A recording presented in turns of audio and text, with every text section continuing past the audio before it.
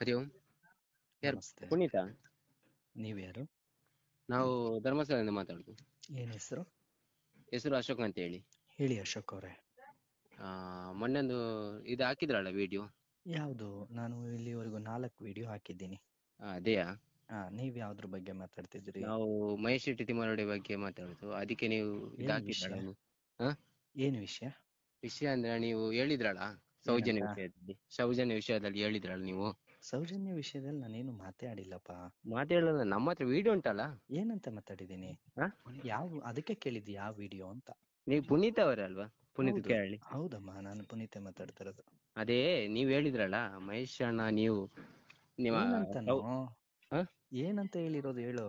ಅಲ್ಲ, ವಿಡಿಯೋ ನೀವು ಹಾಕಿದ್ರಲ್ಲ, ನಿಮ್ಗೆ ಗೊತ್ತಿಲ್ವಾ? ತಿಮ್ರೊಡ್ಡಿ ಅವರು ಚಕ್ರವರ್ತಿ ಅವರ ತಾಯಿಯ ಬಗ್ಗೆ ಕೇವಲವಾಗಿ ಮಾತಾಡಿದ್ದಾರೆ. ಅದು ಸೂಲಿ ಬೆಲೆಯನ್ನ ಸೂಳೆ ಬೆಲೆ ಅಂತ ಕರೆದಿದ್ದಾರೆ. ಈಗ ನಿನ್ನ ತಾಯಿಯನ್ನ ಯಾರಾದ್ರೂ ಸೂಳೆ ಅಂದ್ರೆ ಏನ್ ಮಾಡ್ತೀಯಾ? ಅಲ್ಲ, ನೀವು ಅದ ಅರ್ಥ ಮಾಡ್ಕೊಂತೀರ. ನಿಮ್ಮ ತಾಯಿಗೆ ಹೇಳಿದಾರ ಅವರು. ನಿನಗ್ ಬೇಕಾದಂಗ್ ನೀನ್ ಅರ್ಥ ಮಾಡ್ಕೊಳ್ಳೋದಲ್ಲ. ನಿಮ್ಮ ತಾಯಿಗೆ ಅವರಿಗೆ ನೋಡ್ ಕೇಳಸಮ್ಮ, ನಿನ್ನ ಹೆಸರೇನಮ್ಮ? ನಂದು ಅಶೋಕ್ ಅಂತ ಹೇಳಿ. ಸೂಳೆ ಅಶೋಕ ಅಂದ್ರೆ ಏನಾಗುತ್ತಮ್ಮ ನಿನಗೆ? ಯಾರಿಗೆ? ನಿನ್ ಯಾರು ಸೂಳೆ ಅಶೋಕ ಅಂದ್ರೆ? ನಾನು ಒಂದ್ ನಿಮಿಷ ಹೇಳ್ತೇನೆ. ಈಗ ನಿನಗ್ ಬೇಜಾರಾಗಲ್ಲ ಅನ್ನೋದಾದ್ರೆ ಹೇಳು, ನಾನು ಹಂಗೆ ಕರಿತೀನಿ. ಅಲ್ಲ, ನಾನು ಕೂಡ ಹೇಳ್ತೇನೆ. ನಿಮಗೆ ಬೇಜಾರಾಗೋದಿಲ್ಲ ಆದ್ರೆ ನಾನು ಒಂದು ವಿಷಯ ಹೇಳ್ತೀನಿ. ಈಗ ನಿನ್ನ ಕೇಳಿದಕ್ಕೆ ಉತ್ತರ ಕೊಡು ಪುಟ ಒಂದ್ ನಿಮಿಷ ಕೇಳ. ನಾನು ಕೇಳಿದಕ್ಕೆ ಉತ್ತರ ಕೊಡು. ಈಗ ಸೂಳೆ ಅಶೋಕ ಅಂತ ನಿನ್ನ ಕರೆದ್ರೆ ನಿಂಗೆ ಬೇಜಾರಾಗತ್ತಾ ಆಗಲ್ವಾ? ನಂಗೆ ಬೇಜಾರಾಗುತ್ತೆ. ಮತ್ತೆ ಹಂಗೆ ಅಲ್ವಾ?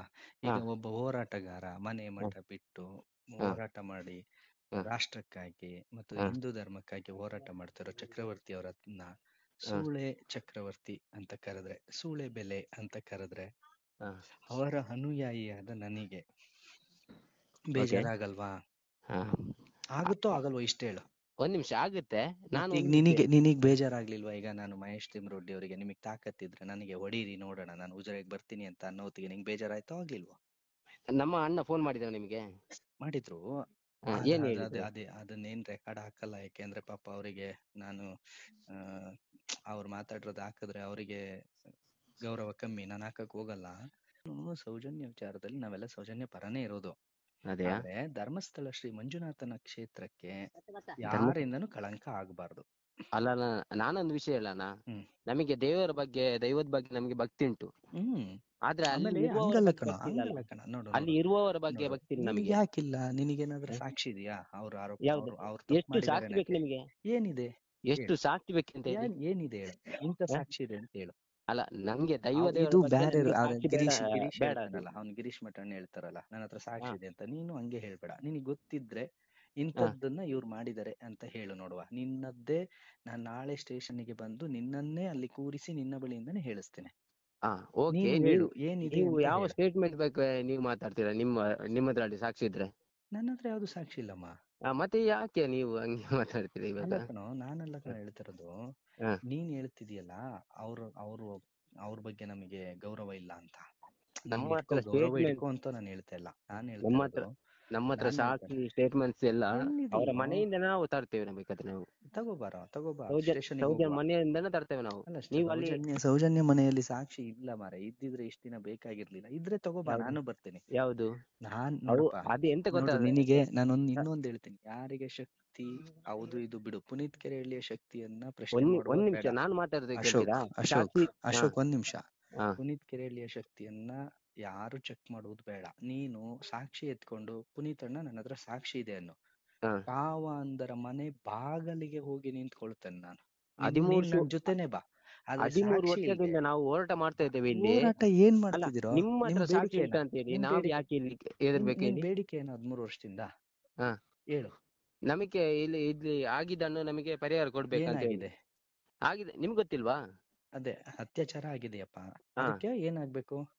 ನಮಗೆ ಇದು ಸಿಗ್ಬೇಕು, ನಮಗೆ ನ್ಯಾಯ ಸಿಗ್ಬೇಕು. ನ್ಯಾಯ ಸಿಗ್ಬೇಕು. ಈಗ ಯಾರನ್ನ ಕೇಳ್ತಿದ್ರ ನ್ಯಾಯ ಕೊಡಿ ಅಂತ? ನೀವು ನ್ಯಾಯ ಕೊಡಿ ಅಂತ ಹೇಳಿ ಧರ್ಮಸ್ಥಳ ಪರ ಕೇಳ್ತಾ ಇದ್ದೇವೆ ನಾವು. ಯಾವ ಧರ್ಮಸ್ಥಳ? ಯಾರನ್ನ? ಧರ್ಮಸ್ಥಳ ಪರ ದೇವರ ಬಗ್ಗೆ ದೇವರ ಹತ್ರ ಕೇಳಲ್ಲ ನಾವು. ನಮ್ಮ ಹತ್ರನೇ ಇರ್ತೀವಿ. ಯಾರನ್ನ ಕೇಳ್ತಿದ್ದೀರಾ? ನಾವು ಧರ್ಮಸ್ಥಳ ಪರ ಇಲ್ಲಿ ಹೆಗ್ಡೆಯರ್ ಅವರ ಹತ್ರ ನಾವು. ಅವ್ರು ಹೆಂಗೋಕಿ ನ್ಯಾಯ ಕೊಡ್ತಾರೆ? ಅವ್ರು ಯಾರು ನ್ಯಾಯ ಕೊಡಕ್ಕೆ? ಅಲ್ಲ, ಅವ್ರು ಕೊಡ್ಲೇಬೇಕಂತ ಹೇಳಿ ಅವರ ಹತ್ರ ಹೇಳಿದಲ್ಲ. ಮತ್ತೆ ಅವರೇ ಮಾಡಿದಂತ ಹೇಳಿ ನಮಗೆ ಅವ್ರು ಮಾಡಿದ್ದು ಅಂತ ಹೇಳಕ್ ನಿನ್ನ ಹತ್ರ ದಾಖಲೆ ಏನಿದೆಯಮ್ಮ? ಈಗ ನಿನ್ ವಾಯ್ಸ್ ಇದ್ರೆ ರೆಕಾರ್ಡ್ ಆಗುತ್ತೆ, ನೀನ್ ಪಕ್ಕ ಹೇಳ್ತಿ ಅವರೇ ಮಾಡಿದ್ದ, ನಾನು ಅದನ್ನ ನಾಳೆನೇ ಸ್ಟೇಷನ್ಗೆ ಕೊಡ್ತೀನಿ, ನೀನ್ ಹೇಳು ಹೆಗ್ಡೆ ಅವರೇ ಮಾಡಿದ್ದ ಇದು? ಓಕೆ, ನಿನ್ನ ಹತ್ರ ಇದೆಯಾ ದಾಖಲೆ? ನಾನು ಇದನ್ನ ನಿಜವಾಗ್ಲೂ ನಾನು SP ಕಳಿಸ್ತೀನಿ, ಅಶೋಕ್ ಹತ್ರ ದಾಖಲೆ ಇದೆಯಂತೆ, ಹೆಗ್ಡೆ ಅವರೇ ಮಾಡಿದ್ದಂತೆ ಅಂತ ನಾನು ಇದನ್ನ ಡೈರೆಕ್ಟ್ ಆಗಿ ಕಟ್ಟಿ ಕೂಡಲೇ ಹೆಗ್ಡೆ ಅವ್ರ ಮೇಲೆ FIR ಆಗ್ಬೇಕು ಅಂತ ಹೇಳ್ತೀನಿ. ನೀನ್ ಇನ್ನೊಂದ್ಸಲ ಹೇಳು, ನಿನಗೆ ಹೆಗ್ಡೆ ಅವ್ರು ಮಾಡಿದ್ದು ಅನ್ನೋ ಕನ್ಫರ್ಮೇಶನ್ ಇದೆಯಾ? ಸ್ಟೇಟ್ಮೆಂಟ್ಸ್ ಅಷ್ಟು ಕೊಡ್ತಾ ಇದ್ದಾರಲ್ಲ ನಮಗೆ. ಅವ್ರು ಇವ್ರದ್ದು ಬೇಡ ಕಣೋ, ನಿನಗೆ ನಂಬಿಕೆ ಇದೆಯೇನೋ? ನಮ್ಗೆ ನಿನ್ನ ಹತ್ರ ದಾಖಲೆ ಇದೆಯೇನೋ? ದಾಖಲೆ ಅಲ್ಲ, ನಮ್ಗೆ ಹಂಗೆ ಮಾಡ್ಲಿಕ್ಕೆ ಆಗುತ್ತೆ ಇಲ್ಲಿ. ಹಂಗಲ್ಲ ಕಣೋ, ನಾನ್ ಕೇಳ್ತಾ ಇರೋದು, ನಿನಗೆ ಯಾರೋ ಹೇಳಿದ್ ಬಿಟ್ಟು ನಿನಗೇನಾದ್ರು ಗೊತ್ತಾ ಅದ್ರ ಬಗ್ಗೆ? ಅಂದ್ರೆ ನಮಗೆ ಅಷ್ಟು ಮಾಹಿತಿ ಗೊತ್ತಿಲ್ಲ.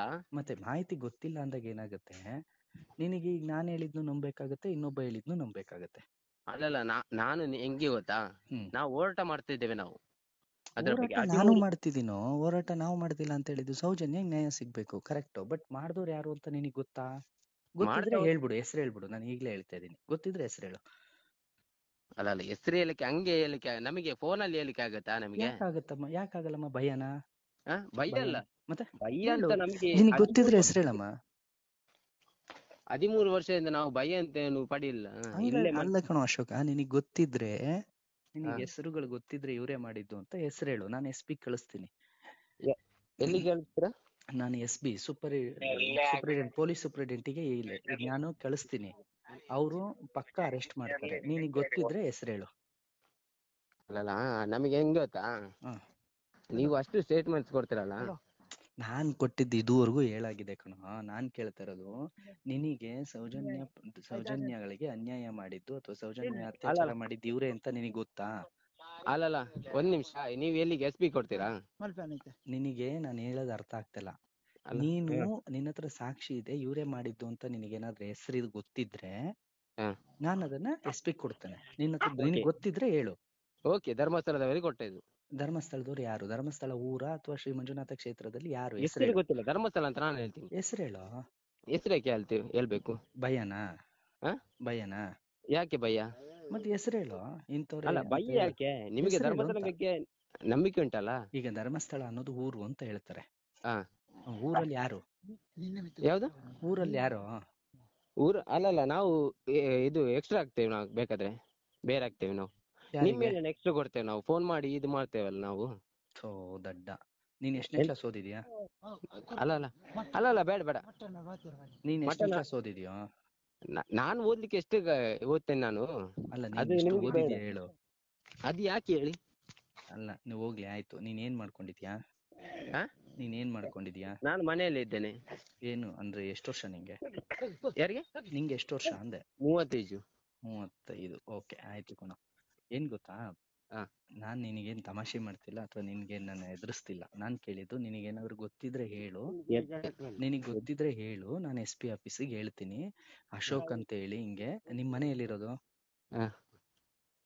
ನಮ್ದು ಉಜಿರೆಯಲ್ಲಿ. ಇದು ಈ ನಂಬರ್ಗೆ ಫೋನ್ ಮಾಡಿದ್ರೆ, SP ಡ್ಯೂಟಿ ಅವ್ರು ಫೋನ್ ಮಾಡಿದ್ರೆ, SP ಆಫೀಸಿಂದ ಫೋನ್ ಮಾಡಿದ್ರೆ ಹೇಳ್ತೀಯಾ ನನಗೆ ಗೊತ್ತು ಇಂಥವ್ರೆ ಮಾಡಿದ್ದು ಅಂತ? ಗೊತ್ತು, ಹೇಳ್ತೀಯಾ? ಗೊತ್ತಿಲ್ಲ ನಮಗೆ. ಈಗ ಗೊತ್ತು ಅಂದಲೋ. ಅಲ್ಲ, ನಾವು ಕಂಪ್ಲೇಂಟ್ ಇದು ಕೇಸ್ ಮಾಡ್ತೀರ ಅಂತ ಹೇಳ್ದಲ್ಲ. ನಿನ್ ಮೇಲೆ ಕೇಸ್ ಮಾಡಲ್ಲ ಕಣೋ. ನೀನ್ ಹೇಳು ಇಂಥವ್ರು ಗೊತ್ತು ಅಂತ. SP ಆಫೀಸಿಂದ ನಿಂಗೆ ಫೋನ್ ಮಾಡ್ತಾರೆ. ನಾನು ಹೇಳಿದಲ್ಲ, ಧರ್ಮಸ್ಥಳದವರು ಮಾಡಿದಂತ ಇಲ್ಲಿ. ನೀನೀಗ SP ಆಫೀಸಿಂದ ಫೋನ್ ಮಾಡಿದ್ರೆ ಧರ್ಮಸ್ಥಳದಲ್ಲಿ ಇಂಥವ್ರೆ ಮಾಡಿದವರು ಅಂತ ಹೇಳ್ತೀಯ ಅವರಿಗೆ? ಅದು ಗೊತ್ತಿಲ್ಲ. ಮತ್ತೆ ಇನ್ನು ನಾವು ನ್ಯಾಯ ಎಲ್ಲಿಂದ ಕೊಡ್ಸೋಣ? ನೀವು ಇನ್ನೇನು ಹೋರಾಟ ಮಾಡ್ತಾ ಇದೀರಿ? ಅಲ್ಲ, ನೀವು ಅರ್ಥ ಮಾಡ್ಕೊಳ್ಳಿ, ನೀವು ಸೌಜನ್ಯ ಪರ ಬಂದವರು ನೀವು. ಹಂಗಲ್ಲ ಕಣೋ, ನಾನ್ ಸೌಜನ್ಯ ಪರನೇ ಯಾವಾಗ್ಲೂ ಇರೋದು, ಬಂದಿದ್ದಲ್ಲ. ನಾನು ಯಾವಾಗ್ಲೂ ಸೌಜನ್ಯ ಪರ ಇದ್ದೀನಿ. ಬಟ್ ನೀವು ಏನ್ ಗೊತ್ತಾ, ಸುಮ್ನೆ ಊಹಾಪೋಹ ಆತರ ಮಾಡ್ಬಾರ್ದು. ನಿಮ್ಮ ಹತ್ರ ನ್ಯಾಯ ಇದ್ರೆ, ನಿನಗೆ ಏನಾದ್ರು ಗೊತ್ತಿದ್ರೆ ನನಗೆ 24x7 ಅಶೋಕ್ ಯಾವಾಗ ಬೇಕಾದ್ರೂ ಫೋನ್ ಮಾಡು, ನಾನ್ ರೆಡಿ ಇದ್ದೀನಿ. ಸೀದಾ SP ಆಫೀಸ್ಗೆ ಹೋಗೋಣ, FIR ಮಾಡ್ಸೋಣ, ವೀರೇಂದ್ರ ಹೆಗ್ಡೆ ಅವ್ರನ್ನ ಅರೆಸ್ಟ್ ಮಾಡ್ಸೋಣ. ನಿನ್ನ ಹತ್ರ ದಾಖಲೆ ಇದ್ರೆ ಖಂಡಿತವಾಗಿಯೂ ನನಗೆ ಫೋನ್ ಮಾಡು.